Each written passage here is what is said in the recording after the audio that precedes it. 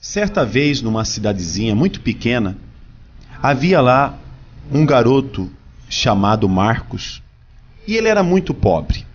Ele era de uma família muito humilde, mas esse garoto era muito esforçado. E na escola, no primeiro ano, um novo ano de aulas, ele se dedicava muito.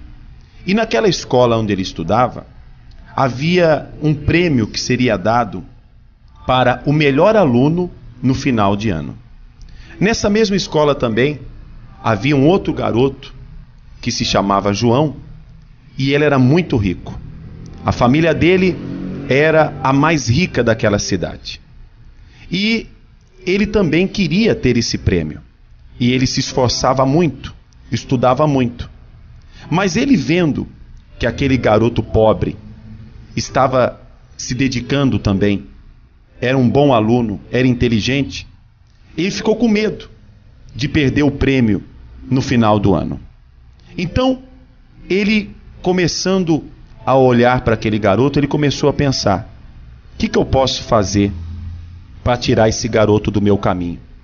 Porque, do jeito que eu estou vendo, no final do ano, quem vai ganhar o prêmio vai ser ele. Mesmo que ele é pobre, mas ele é muito estudioso. E eu não vou conseguir ganhar o prêmio dele. Então esse garoto começou a pensar. E ele combinou com um amigo dele, teve uma ideia maligna e combinou com o amigo dele. O que eles fizeram? Eles foram no casaco de um outro garoto. Naquele casaco havia um relógio, que eles sabiam que o garoto guardava o relógio naquele casaco. Pegou-o escondido, pensando que ninguém estava vendo, e pegou esse relógio e colocou dentro da carteira daquele menino pobre, do Marcos. Colocou dentro da carteira dele. Aí, passado algum tempo, aquele garoto foi pegar o casaco, o outro garoto, e não achou o relógio. E procura daqui, procura de lá, até que chegou para a professora e falou: professora, eu fui roubado. Olha, é o seguinte, eu tinha aqui um relógio, o meu relógio que estava guardado no meu bolso, porque eu estava brincando lá fora, agora na hora do recreio, e agora o meu relógio não está aqui. E foi roubado. E foi alguém aqui da sala.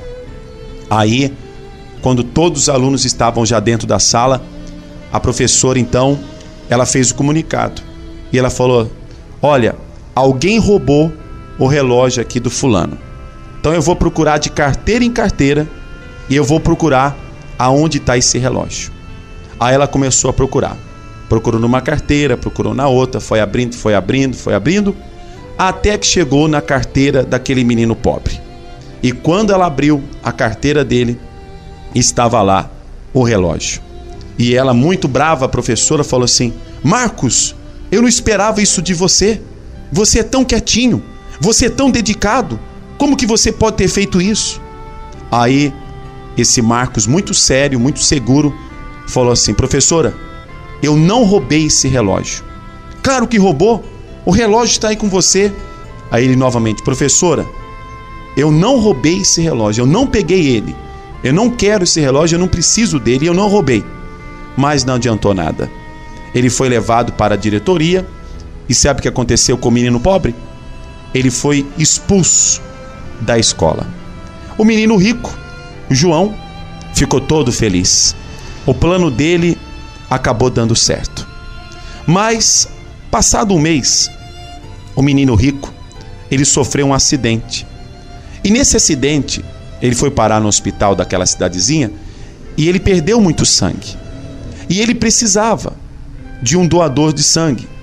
Só que o sangue dele era um sangue assim, meio raro.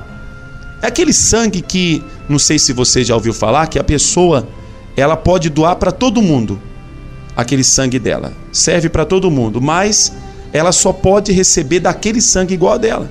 É um sangue raro. E a notícia correu à cidade. E aquele menino, o pobre, que havia sido expulso injustamente da escola, ficou sabendo. E ele sabia que o sangue dele era igual ao sangue lá do menino rico. E ele foi no hospital. Chegando lá, estava o pai do menino rico, a mãe, e ele falou assim: olha, o sangue que o seu filho precisa eu tenho. Eu posso doar o sangue para ele. Então foi feito. Foi tirado o sangue e por causa do sangue daquele menino pobre, o menino rico foi salvo. Só que o menino rico não sabia. Ele não sabia que quem havia salvo a vida dele era aquele que ele havia prejudicado.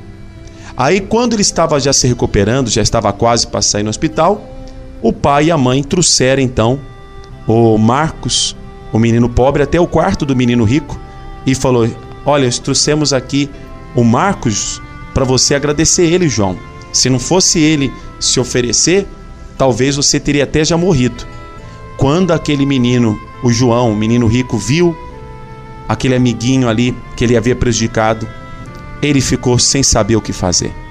Ele não sabia onde ele colocava a cara. E ele, esperando o pai e a mãe dele sair do quarto, ele chamou o menino e falou assim: Marcos, vem aqui que eu quero falar uma coisa para você. Olha, a primeira coisa, eu quero te agradecer pelo que você fez por mim, ter doado sangue por mim. Mas, em segundo lugar, eu queria que você me perdoasse, porque é por minha causa que você foi expulso da escola. E ele contou para o menino pobre toda a história, inclusive até a parte do relógio, que ele havia colocado o relógio ali na carteira do menino pobre. E quando ele acabou de falar, Marcos, o menino pobre, ele falou assim: eu já sabia de tudo isso.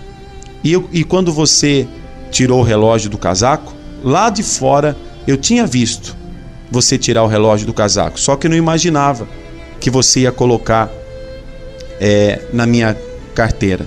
Aí quando ele falou que sabia, o menino rico falou: mas se você sabia, por que você não se defendeu? E por que ainda, mesmo você não se defendendo, ainda você teve coragem de doar o seu sangue para mim? Aí o menino pobre, ele respondeu: olha, eu não me defendi, porque a mesma coisa aconteceu com o Senhor Jesus. Eles crucificaram ele, eles acusaram ele, mas ele não se defendeu. E eu aprendi que eu tenho que seguir o exemplo dele. E também o Senhor Jesus, ele derramou sangue por todas as pessoas. Ele derramou sangue para os bons e também para os maus.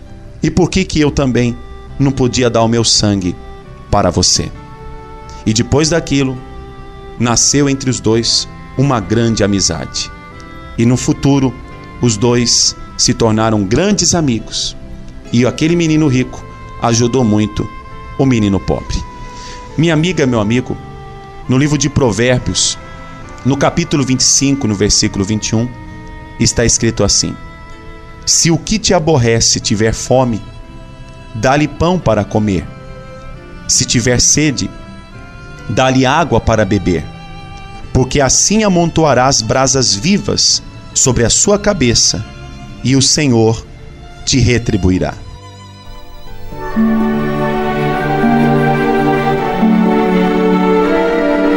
Se você está sofrendo, nada tem dado certo em sua vida, visite a Igreja Neopentecostal Santuário da Fé.